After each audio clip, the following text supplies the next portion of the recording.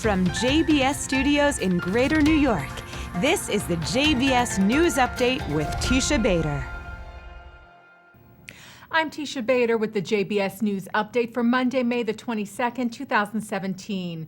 U.S. President Donald Trump arrived in Israel today. Air Force One touched down at Ben Gurion International Airport just after 12:30 p.m. local time, where the president was greeted by an honor guard and Israel's leaders, Prime Minister Benjamin Netanyahu and President Reuven Rivlin.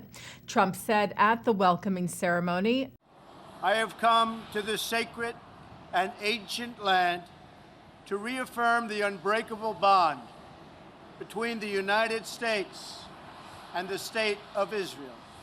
He called the visit a rare opportunity to bring peace and stability. Netanyahu thanked the president for his powerful expression of friendship to Israel and lauded Trump's speech in Saudi Arabia yesterday, condemning terrorism and extremism. The prime minister also reaffirmed Israel's commitment to peace. Israel's hand is extended to peace, in peace, to all our neighbors, including the Palestinians. The peace we seek is a genuine and durable one, in which the Jewish state is recognized. Security remains in Israel's hands, and the conflict ends once and for all. From Ben Gurion, President Trump and his entourage flew by helicopter to Jerusalem, landing at the old rail station in the city, which was turned into a large landing pad specifically for the Trump visit. The president's first stop was the residence of President Rivlin, who said it was the destiny of Palestinians and Jews to live together in the land. But in order to achieve this, we need new ideas, new energy that will help us move forward together. Trump then went to Jerusalem's Old City and made history, becoming the first sitting American president to visit the Western Wall. He also visited the Church of the Holy Sepulchre, greeted by religious leaders at both holy sites.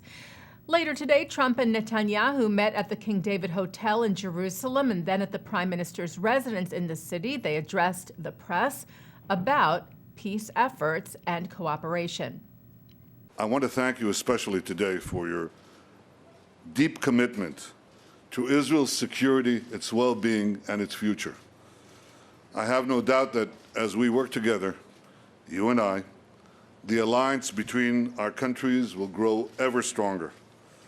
America stands ready to assist in every way we can. Our deep and lasting friendship will only grow deeper and stronger as we work together in the days ahead.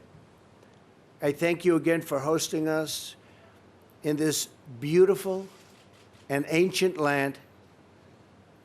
Truly, it's a land of wonders, and it's my honor to be here with you. Tomorrow, Trump will meet with Palestinian Authority President Mahmoud Abbas in Bethlehem and then return to Jerusalem and take part in a wreath-laying ceremony at the Yad Vashem Holocaust Museum, followed by a speech at the Israel Museum before Trump departs for the Vatican tomorrow afternoon. Well, security in Jerusalem is extremely high with the Trump visit, with many streets blocked off and much of the main parts of the city looking almost deserted in order to maintain security and receive the president and his entourage of hundreds. There was an attempted stabbing in East Jerusalem this morning. A Palestinian man tried to stab two Israeli border police officers at a guard post in the Arab neighborhood of Abu Dis. The terrorist was shot and killed. No Israeli forces were injured. A female Israeli Mossad agent known as the Pearl has died.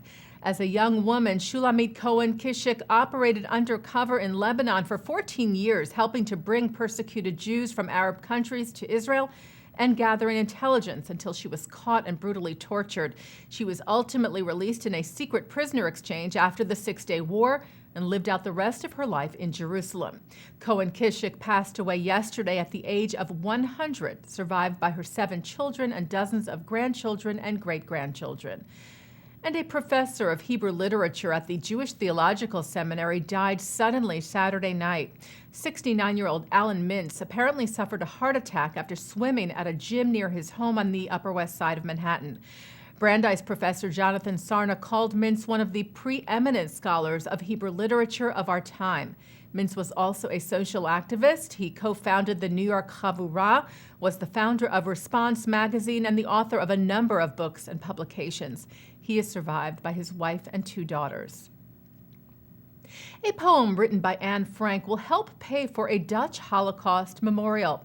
Jacqueline Van Marsen was a childhood friend of the teen diarist. She recently sold a handwritten poem for $155,000 at auction and donated 1/3 of the money to the building of a commemorative wall featuring the names of more than 102,000 Dutch Jews who were killed in the Holocaust, to be constructed in the city of Amsterdam, where the Frank family lived and then was forced to go into hiding before they were found, arrested, and deported to the death camps.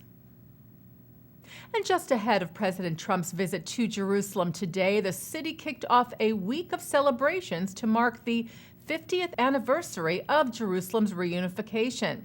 On Saturday night, a special sound and light show was projected onto the walls of the Old City to welcome and mark Yom Yerushalayim, Jerusalem Day, which begins tomorrow night, May the 23rd. Taking a look now at our programming for tonight on JBS, Monday, May the 22nd.